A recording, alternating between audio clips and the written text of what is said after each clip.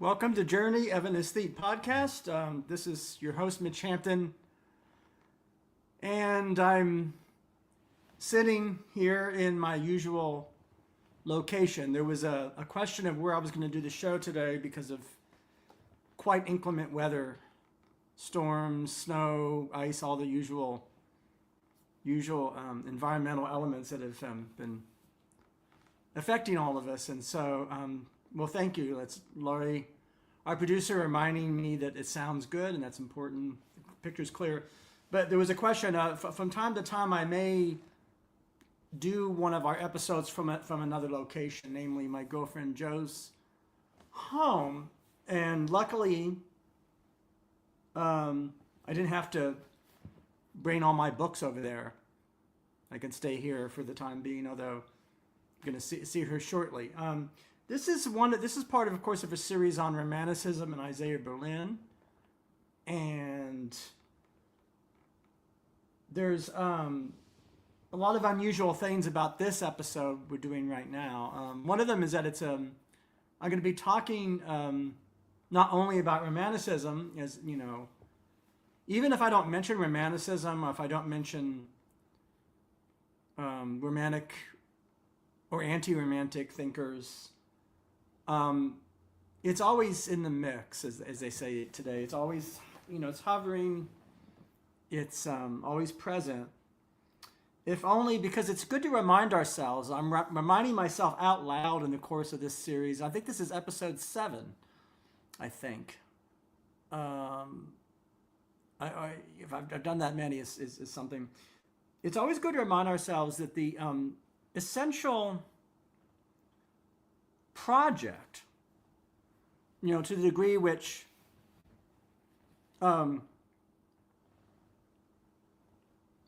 anything humans do can be called a project. It's kind of a, I don't know, I hope that doesn't sound too anodyne or too wonky. The degree to which Romanticism is a project, I've suggested during this whole series, and I'll continue to maintain, hopefully not dogmatically or excessively, that when it comes to if Romanticism can be said to have core principles, that is something that sort of lasts more than a week or a month or even a century, those principles or those ideas are always with us. To a large degree, as I've said, Romanticism inaugurates in intellectual history. It inaugurates a turn towards subjectivism, the subjective. By which I mean, of course, I get up in the morning, I have a dream. I have many dreams every night, nightmares, whatever you want to call them. I have an experience. You get up, the sun. I see the sun. I'm a being who, basically, I'm a being that is consciousness, is conscious, sometimes conscientious, but not always.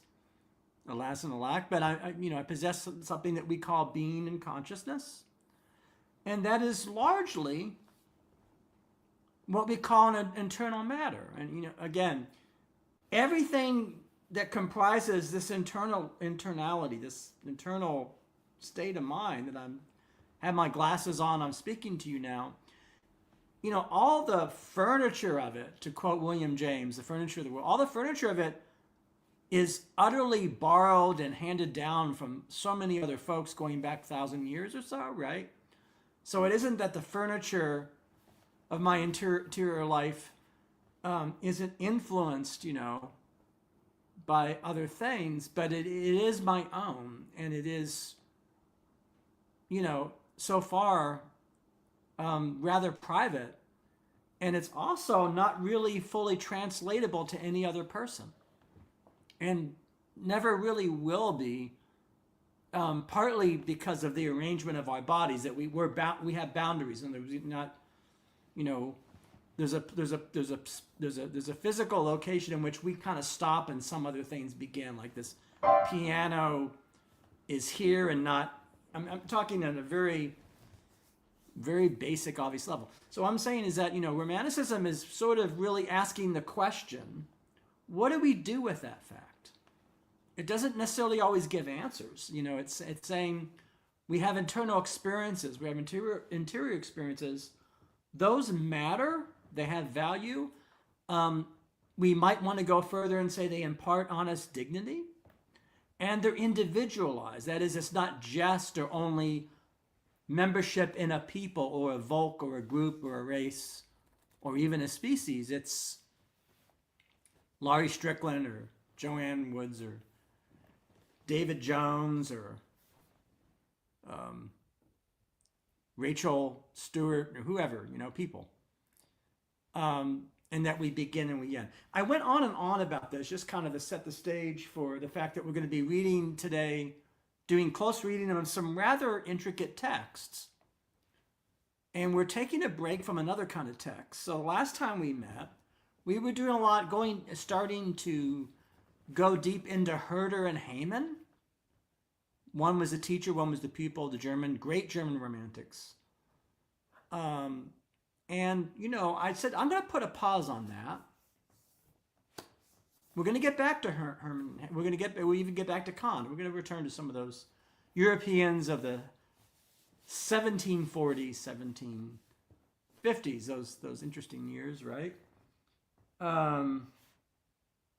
Underrepresented years, we tend, when human beings today tend to get old-timey, to use a phrase I don't particularly like that the kids like to use, old-timey, we tend to end up in 1880 for some reason, right? It's always the same years that we go back to.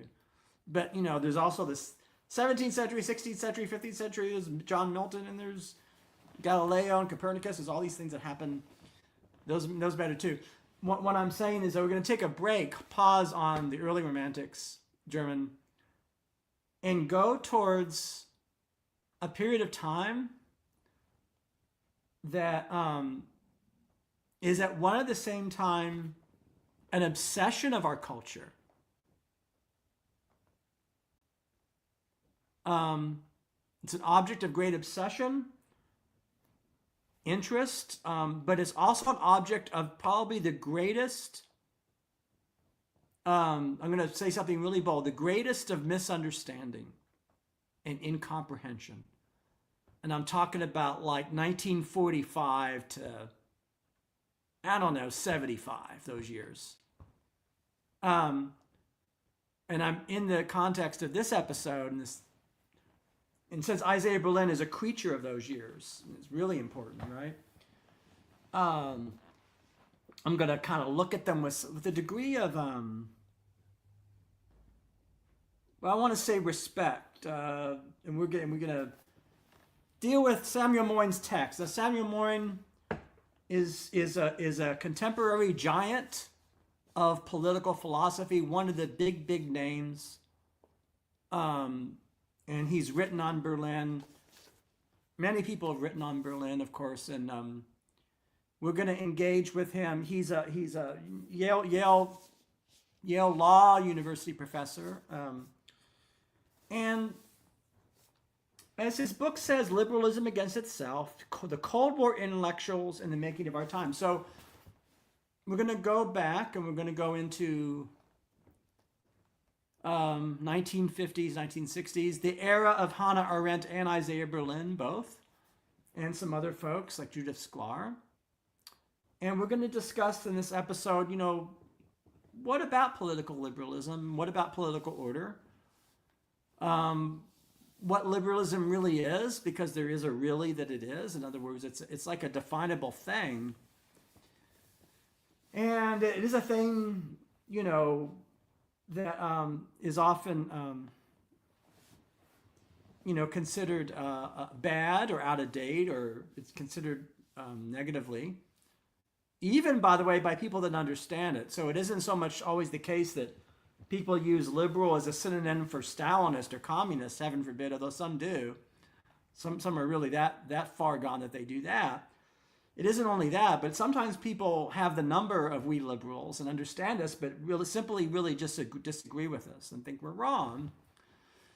So I'm going to read from John Rawls before we discuss Berlin, some of these other people, because Rawls, in his very book, Political Liberalism, which is I've read this book, right? It's many pages, but he kind of gives we used to say I call a knockdown, drag out argument, like a kind of argument used to say QED, Queen's English Dictionary. You kind of don't really have a good answer to it. And this in no way tells us anything about how our economy should run. It doesn't tell us what we should think about a lot of our questions, whether to go to war or not, whether to be pacifist, whether to support the death penalty, really much of anything of those I'll agree, very important questions. But in the sake of minimalism, it gives us kind of a foundation. Now,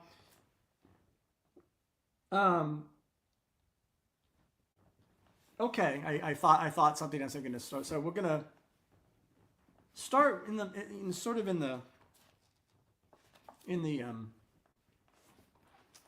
this is the book Political Liberalism by John Rawls. A lot of people have been forced to read this book. Or The Theory of Justice. One of these two books are required reading if you've ever been an undergraduate in poli-sci, even philosophy itself. You probably came across some of this. So let's look at it again if you have. I apologize if you didn't like it before. But Rawls, in this text, kind of he lays down the gauntlet, as we say. And this is in medias res. We're going to go right in. And I never got to hear Rawls. Oh, no, wait a second. Did I? Once at Harvard, I think in 87, 88, I think I saw him lecture. And it was dim in my memory. But that was quite something. So this is in medias res. So in the middle of a paragraph, it's in a chapter. It's called Basic Elements, which are elements of a liberal.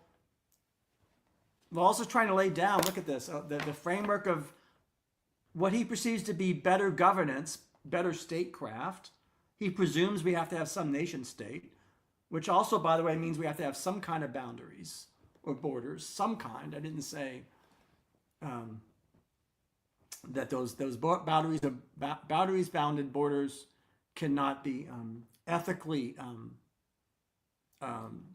adjudicated or regulated. Certainly they can, although we're speaking in a moment in which they're most unethically treated, and they're so bad, in fact, that one of the many dangers of our current moment is that it would tempt people to want to do away with such things altogether.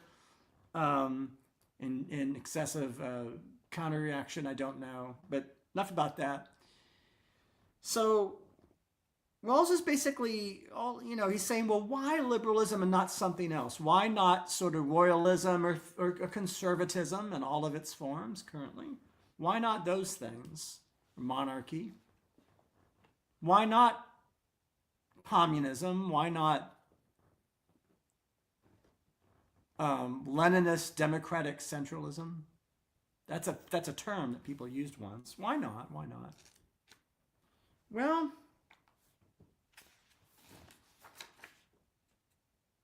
he mentions Berlin right here. According to Isaiah Berlin, any system of social institutions is limited in the values it can admit, so that some selection must be made from the full range of moral and political values that might be realized. Now, that's a mouthful. But it's saying, if you have an institution, you're going to be limited.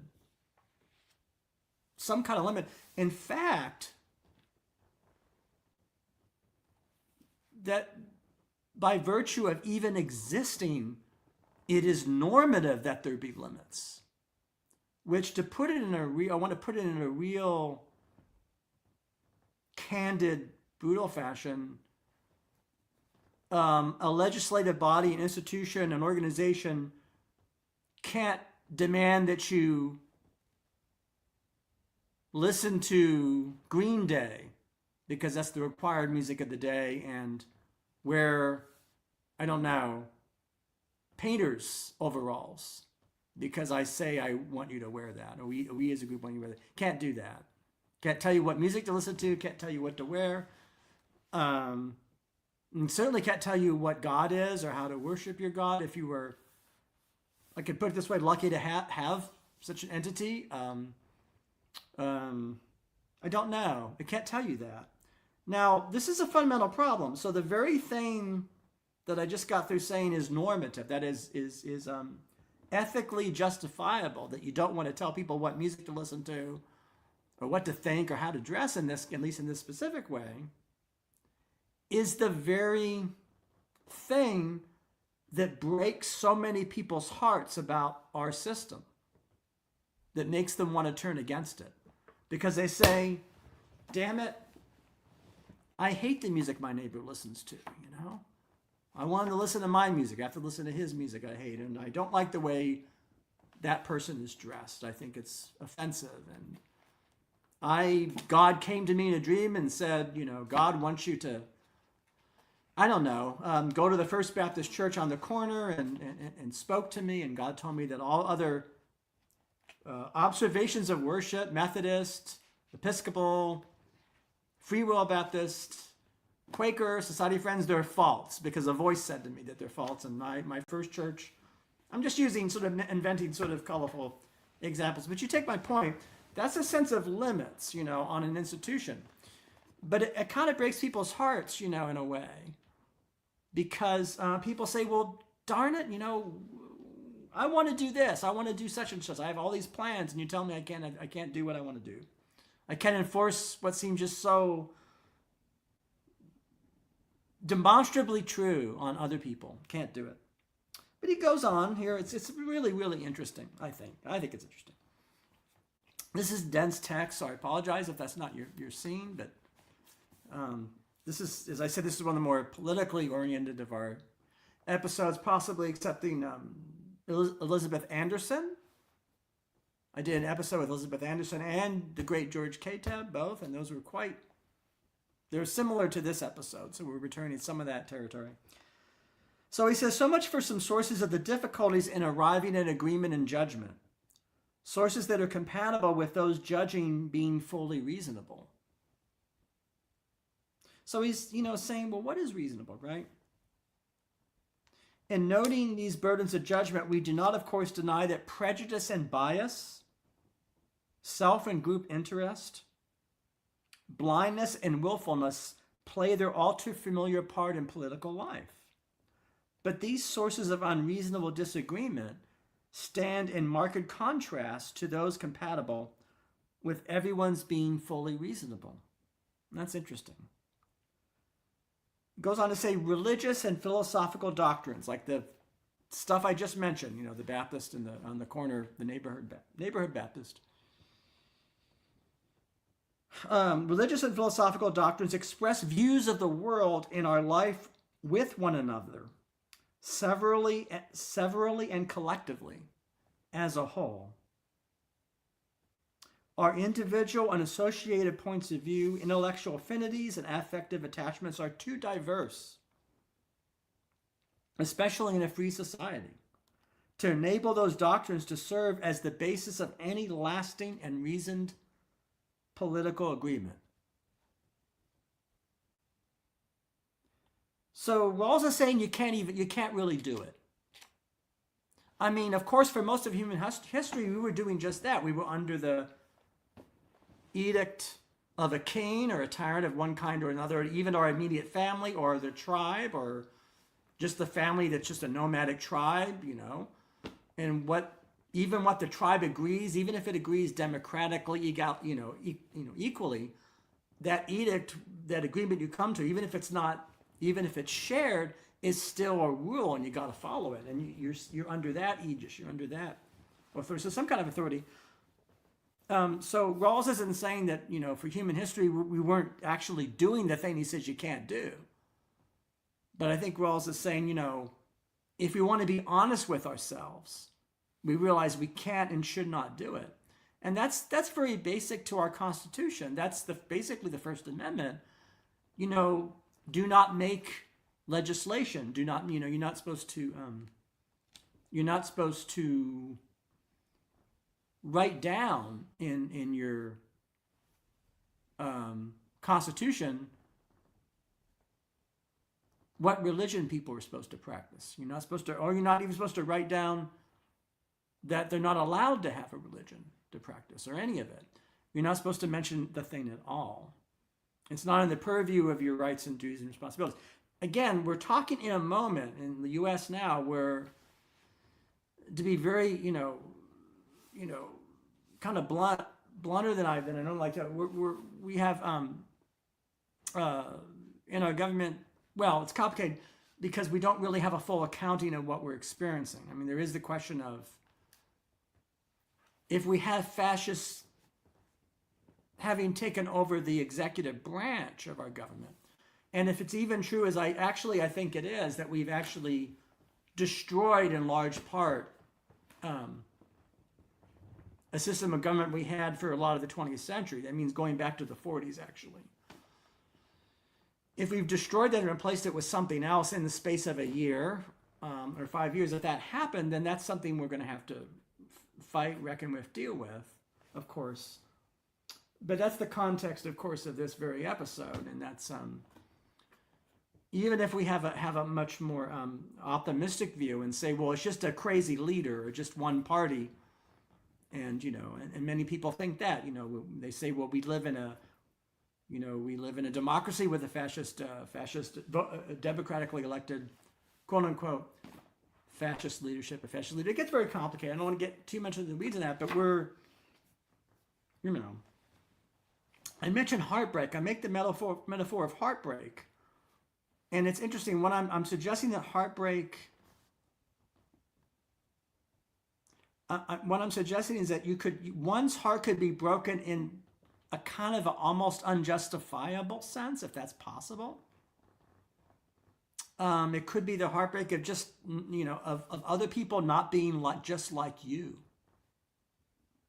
And that I think that's really unspoken. I think possibly thousands, millions of people are just unconsciously heartbroken that the world won't conform to their every wish and actually doesn't know how to even deal with it. And I think the problem is actually so grave that you don't have to even be a narcissist to have this problem. Again, I'm not diagnosing anybody. I'm just saying there could be a general situation where you can't conceive that we live in a pluralistic world where we're just not going to agree on what music to listen to. And we don't know what to do with that. And that can wax and wane. And you can have societies in which people want to come in and tell you what to listen to, right? And come in, which is what we're seeing, essentially what we're seeing now in the States, in all sorts of ways, and to the point of, where we're gonna, we will shoot you, if you kill you if you stand in our way. So that's sort of where we are. I know this is very dry. Again, I think Rawls is a wonderful writer, but from time to time in aesthetics, we have to read dry writers and read people it's a style of writing, very, very, I worry that people will stop writing like this. I mean, I tell you that if texts like this stop being written, it would be, to me, as great of a loss as if people stopped doing pottery. I'm just saying, it's one of the art forms. So anyhow, let's go ahead. Goes on to say, different conceptions of the world can reasonably be elaborated from different standpoints, and diversity arises in part from our distinct perspectives. So he says diversity is just going to happen. There's nothing you can do about it, even if you wanted to. So remember the differences I mentioned. We can't handle difference very well. We can't handle very well people that aren't like ourselves. But yet people unlike ourselves are going to emerge. They're going to be our neighbors. It might even be yourself. In other words, you could change inside your own life. Not totally, but you become a largely changed person through changed habits. And so it isn't only that your neighbor might not be like you might not be like you. And you at 20 might be radically different from you at 50 or you at 70. I'm not saying that's always necessarily good for that to occur, by the way. I'm not even necessarily saying that's inevitable in the strong sense, because we all differ. I mean, speaking for myself, I'm remarkably similar in many, many ways to who I was as a boy. Remarkably similar. Remarkably similar. More than many people, I might add. And yet, there's two or three areas, two or three things in which I'm just very, very different. Different views. I've changed my sensibility in many things, actually, in the past 40 years. I've changed, certainly my lifestyle's changed. You know, my lifestyle now bears very little resemblance to what I did for close to 40 years. In a lot of the key foundational elements, it's just very different. And so that's an example of me not being, I guess, how did I phrase it? Me differing from myself, or seeing, you know, a change within my own life, you know. So that can happen within a single soul, single breast, as I've said. Not just person to person, not just societies.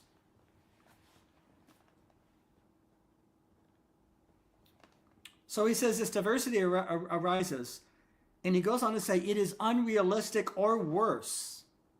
I like the fact he says it is unrealistic or worse. It arouses mutual suspicion and hostility to suppose that all our differences are rooted solely in ignorance and perversity. I'm going to sit with that phrase. So he's saying that that person that's not like you, it is not that they're getting it wrong that they're not like you, and you're getting it right. Sorry. You might not get to say that. Conversely, it doesn't mean, of course, that you have to copy them and you're getting it wrong. It's profoundly important. It's necessarily neither of those cases, right? And when you assume that unconsciously, you arouse suspicion and hostility. You can create a climate. So that's what's happening now. I think social media is largely to blame because it creates kind of a mob mentality. And it creates sort of a pushing of conformity, unconscious conformity over tribes and teams. And there's a lot of that going on, which is similar to the problem I inaugurated this episode with, of like, what do you do with difference? How do you do with difference? So it's not ignorance and perversity. Neither is it rivalries for power, status, or economic gain. So it isn't only that differences mean somebody has it right and somebody's wrong. It isn't only that that's false, but it's not just a cover for just status and ambition, which is another way of saying that sometimes folks do stuff because they're sincere, or because they actually want something, and they're not doing the thing just to get ahead, that they actually might believe in something. And sometimes somebody might sincerely believe in something, and that belief looks to me or other people as nihilistic meaninglessness, appears as such, while still being sincere belief, you know. And that's a difficult thing, you know. Many, many people believe many, many things that are just flat out wrong. That's just a case. And are sincere in that. They don't believe in a wrong thing just because it gets them a job to believe the wrong thing. They might be sincere. So that's the thing. The problem of sincerity, it's hard for us to think of sincerity as a problem. I mean, although Judith Sklar has written eloquently on the need for hypocrisy, I'll get to that in a second, but that's a complicated thing. Yeah, it's not just always rivalries for power, status, or economic gain. And these remarks lead to a fifth general fact stated thus, that many of our most important judgments are made under conditions where it is not to be expected that conscientious persons with full powers of reason, even after free discussion, will all arrive at the same conclusion. That's quite a radical thing Rawls is saying there, because he's saying that we can deliberate all day about something, and even after a full day's deliberation, you know, and I mean good, valuable deliberation. I mean all day. I mean like the way people debated in the 18th century. the time of our founding as a country, where people sat in a chair and you really talked in great length and with all kinds of elocution and rhetoric and went on and on. And the other day, it wasn't always the case, well, we need a country or we need a constitution or we need to break away from what we now say the UK or forms of economy. It may be that you come to no conclusion, that you can talk all day and you don't get anywhere. Or sometimes you can be like your host, Mitch Hampton, and say, isn't the beauty of the talk itself the point?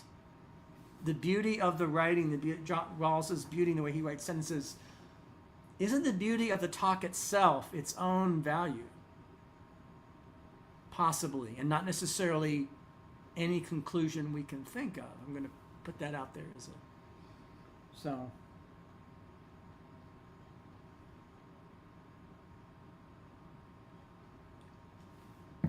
All right.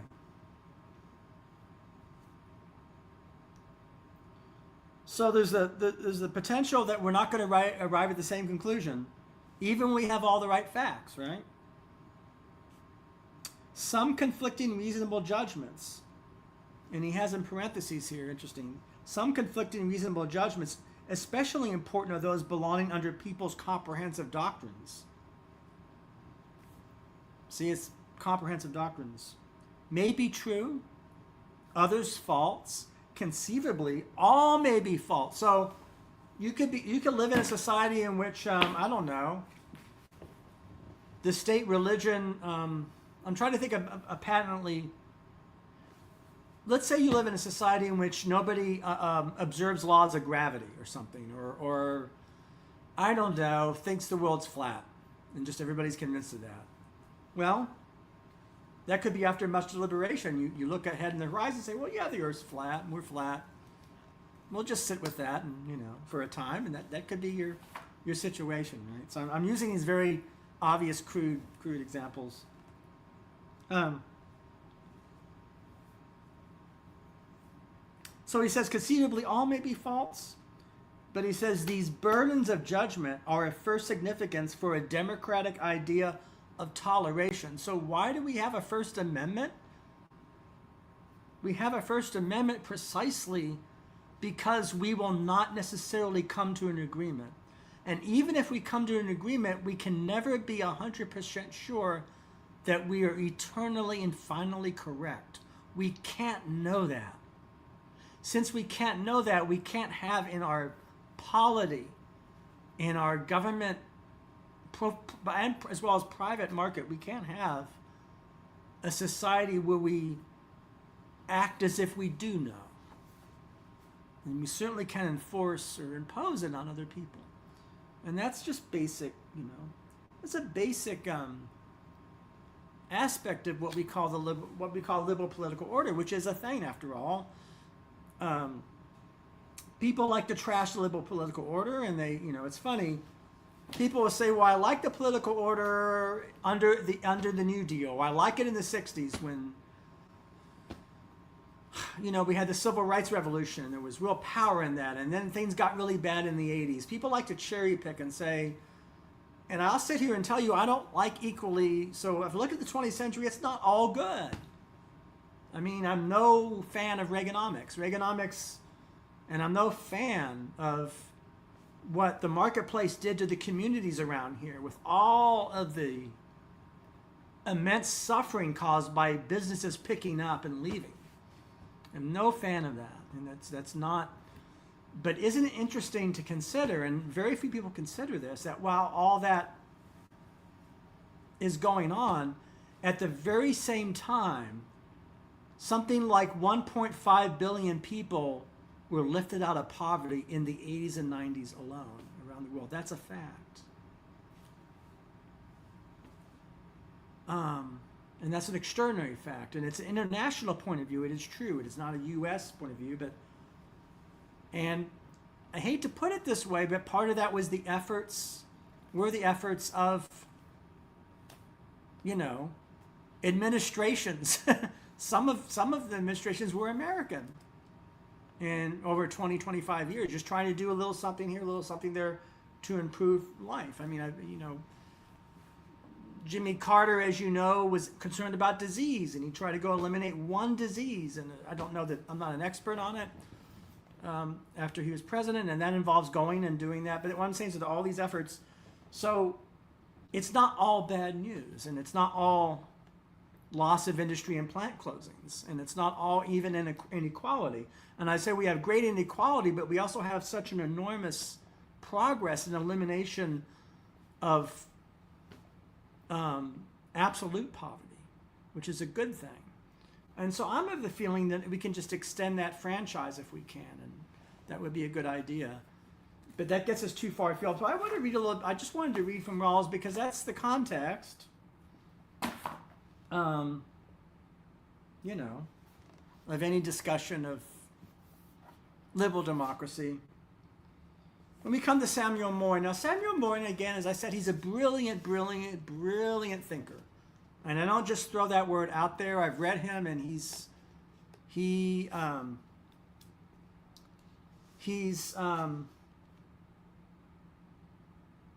this text, for example, he's read all the same letters I've read. That is, all these Berlin letters, and he quotes, you know, this is what Berlin wrote to Mary McCarthy, or I don't know who, Jacob Tallman, you know, so he's very well read. He knows his stuff. But he basically, this book is an attack on what he admits are the people he hates, as he says. Not hates, but he writes about, let's see here. He doesn't like Cold War liberals. And he thinks they ruined our country.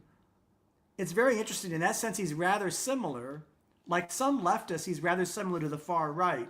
You know, they reach these there's a kind of a weird sense in which they meet each other, even though they seem like enemies, but they kind of might agree that they hate everything from the past, and they hate.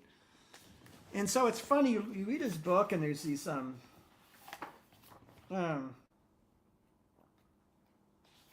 he has, you know, I love what they do here. There's Isaiah Berlin in the 50s, Romanticism in the Highest Life. So he likes Berlin somewhat. He's not totally, I mean, in one of his talks, he calls Berlin a bro. The bro, or the dude, you know, he's just being, I guess he's being cheeky or being of his generation. I don't know.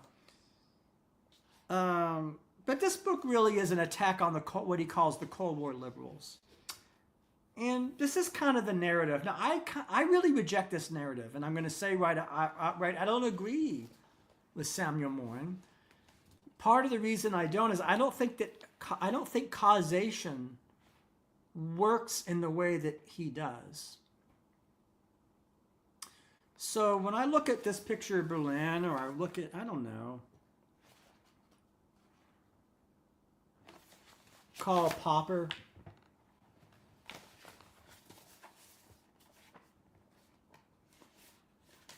Judith Sklar, there's Judith Sklar. I mentioned a lot of these people. I've read all these folks too. You know, I've read Sklar and Popper, The Open Society and Its Enemies, and I've read these folks, and Lionel Trilling. You know, I've even read Trilling's novel. What is it called? The middle of the plane, or I forget. How many people you know have read Lionel Trilling's novel? I don't know. In Arendt, you know, I've done things on Arendt, but you know, in his narrative, he sees these people as making this fundamental mistake that brought us where we are now. So I mentioned all those awful things that have occurred, are occurring, the inequality, all those things. Well, his basic, a crude summary of Samuel Moyne's thesis is, these Cold War liberals were too obsessed with anti-communism and the evils of the Soviet Union and China and Stalinism and defending democratic freedom that they lost their eye on the ball. They dropped the ball, and they got us to where we are now. Now, there's so many problems with that. The first problem is, of course, they were right. They were simply right about Russia and China. They were right that those regimes were awful regimes. So there's that problem. And also, it's just a sense, again, I'm going to come back to the sense of a context. All of these figures he's writing about were living through the 40s, 50s, 60s, 70s. They were living through those mid-century decades and seen up close. Not just the Shoah. Shoah is bad enough, the Holocaust, not just that, but the Stalin purges and the revelations of Khrushchev, and then all of the, reality. And the fact that many people around the world wanted to copy that system and did. Worst of all, people who threw off the yoke of their imperial, feudal, colonial countries didn't choose us as a role model to copy. No, they chose the Soviet Union to follow. Makes it even worse. It's bad enough you've got these regimes, but then you have liberation movements saying, yeah, we want to copy them. We don't want to copy. And that was a problem too. And so they're dealing, everything that these folks are writing, they're dealing with that. And I sort of feel like Moyne is not grappled enough sufficiently. It's a hard thing to say because he is brilliant, but as I said, brilliant people are wrong all the time. Their brilliance doesn't make them any less wrong. He hasn't grappled, I don't think, with the meaning of that century, the meaning of these thinkers. And if we look today and what we're dealing with today, we look at Putin now, in China now, and we look at the fact that we have in our country now admiration and attraction for those regimes today. I'm just saying, I'm tempted to say that, leave it at that and say, have a great weekend and come on. But I mean, that's kind of something to consider. And so I think there's a sense in which context is important.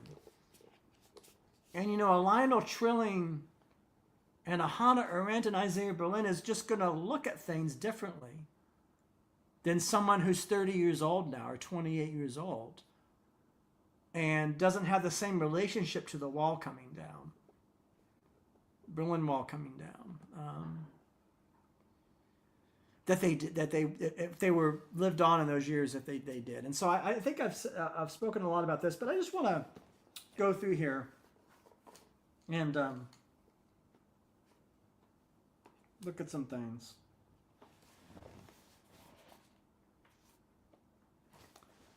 He's actually reprinted Judith Sklar's dissertations. I love this. Look at that. You get to see, look at that. Her dissertation. I love this. I mean, it would be like, and he mentions that Isaiah Berlin's first essay he wrote as a student? Guess what it was called? It was called Freedom. Isaiah Berlin's very first essay he wrote in the UK was an essay on freedom. I just have to say, I mean, you can't, wasn't perfect, but you got to love in the 20s. So, I mean, what can I tell you? I'd love to get a copy of that dissertation. Doesn't know if there's a lot of shoe leather. There's a lot of exiles, and he talks about the Jewish, the dominance of Jewish intellectuals and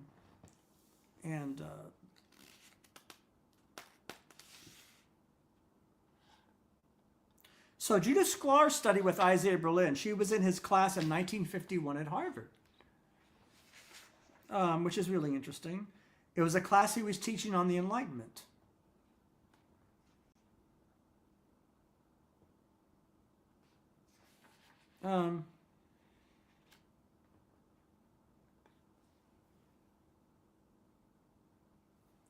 But there's a kind of in Moyne's text, there's a real, I want to call it an anxiety in his text. He's anxious. Because he's committed to this narrative I described of this thing happened, we had, in Samuel Moyne's view, we had the good liberals of the 19th century, by which he means the very romantic utopian ones like John Stuart Mill. These good guys, these people, and some women too, that he admires. And he sees, he's committed to this narrative of a fall, that the ruinous 20th century comes along. Now, I have a very opposite view. I see Arendt and Berlin as heroes. I see them as having gotten things right. Certainly, they got the right, the nature and character of the Soviet Union and China right. I sort of think if you don't get that right, that's kind of a foundation of how to ethically evaluate that. But any event, this is an aesthetic way of looking at his text, but it's an anxiety. He's anxious because he's not happy with what they're doing. So, for example, he'll say,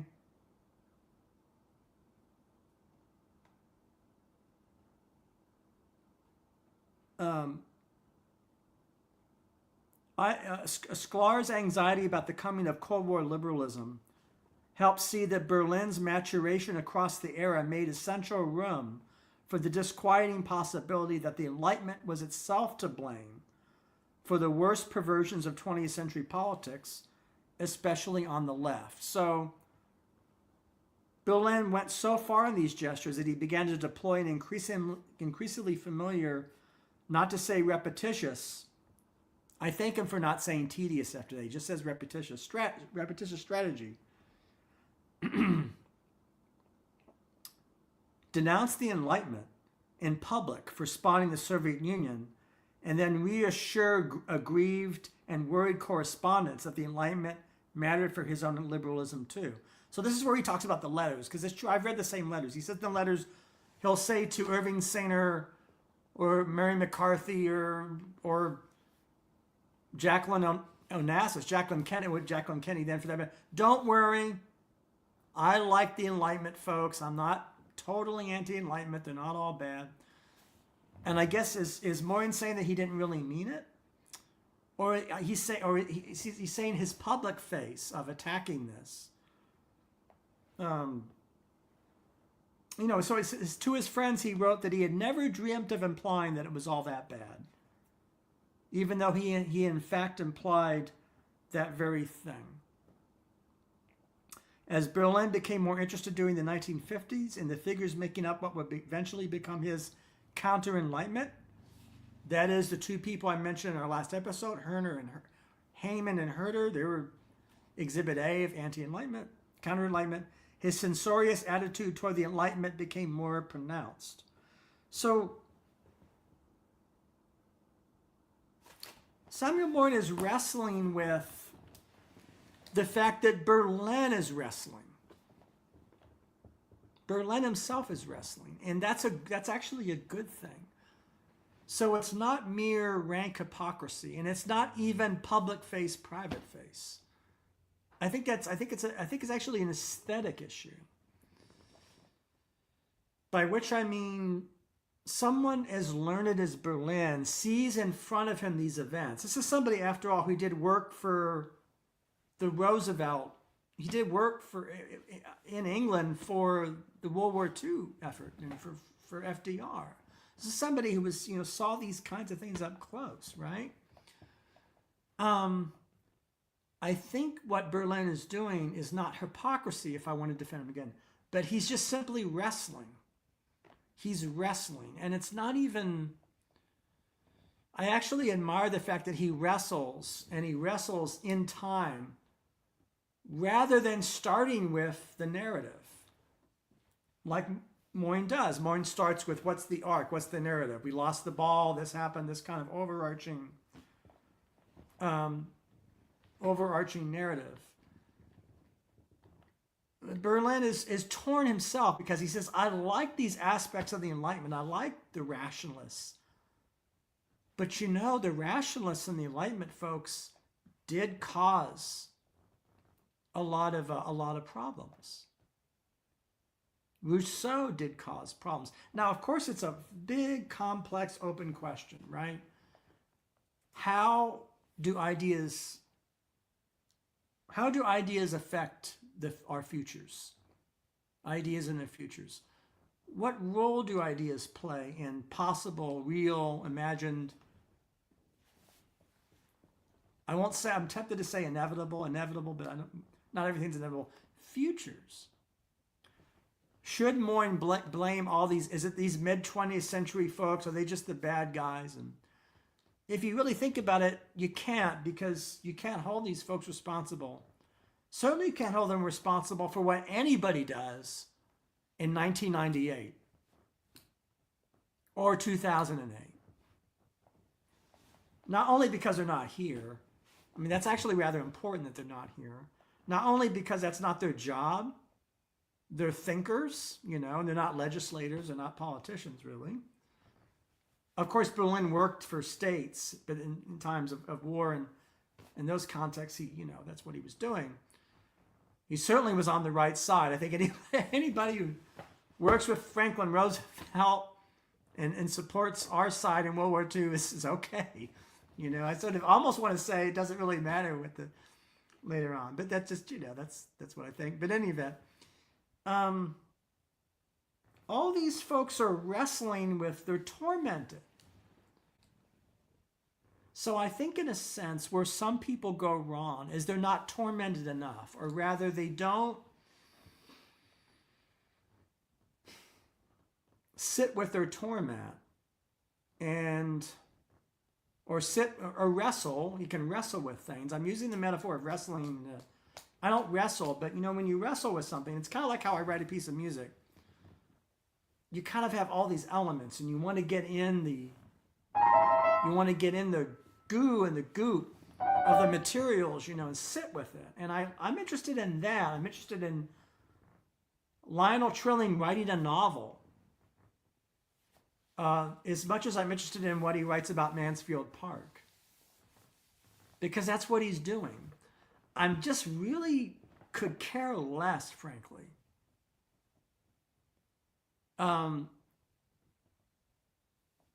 Necessarily what Lionel Trilling has to say about everything. I certainly don't care that Lionel Trilling hated Ginsberg's Howl. I mean, I can imagine saying, let's say I'm somebody who's less educated, and I really like Allen Ginsberg's Howl, and I'm proud of it, and I read that Lionel Trilling wrote to Ginsberg, "Your poem sucks. Don't be a poet.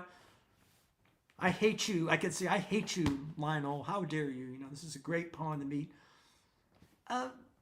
It doesn't really matter, because Trilling isn't going to even get Howl. First of all, because Howl itself was so radical and new, I would say aesthetically when it came out. Not only that, but Trilling was into Mansfield Park and Sense and Sensibility. He's not, I'm saying on Journey to Sleep podcast, we want a place for Howl. We want a place for Mansfield Park. We want a place for these scholars. We at the very least want to give them a listen. And if we engage with their work, we want to wrestle with them, and we want to engage with them. And for a moment, maybe, postpone judgment, if we can. Postpone judgment and enter into what they have done and what they have accomplished, which I think is so important. And that's kind of what we're about here. I have all sorts of opinions. I have opinions about Moyne, certainly. Were Moyne here, a guest on our show, I would, if Samuel Moyne here, I would respectfully disagree with him, but you bet I would listen to that guy speak for an hour. Anything he had to say about anything, and really give it a listen. And, he would have his say. Much like the spirit of that First Amendment I just mentioned, and other things.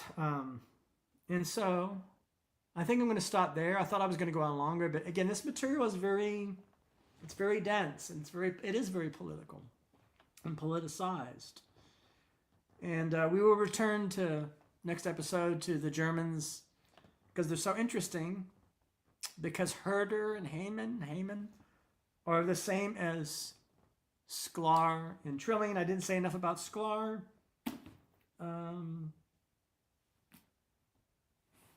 Except that she inspired me. She was a friend of George Kateb, I don't know. And she studied with Isaiah Berlin. Wrote a really interesting book called Ordinary Vices about,